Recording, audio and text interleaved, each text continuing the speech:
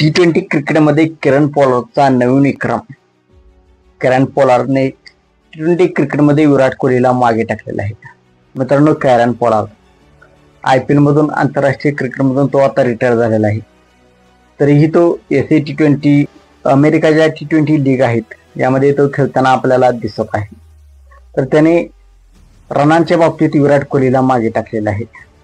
तर विराट तो 4थ्या क्रमांकावरती पोहोचलेला आहे, तर विराट कोहली 5व्या क्रमांकावरती आहे. तर आपण पाहूया T20 क्रिकेटमध्ये सर्वात जास्त रना कोणाचे आहेत. तर पहिले सर्वात जास्त टॉप 5 प्लेयर्स आपण पाहूया. तर पहिल्या क्रमांकावरती क्रिस गेल आहे. क्रिस गेलच्या 14,562 धावा आहेत.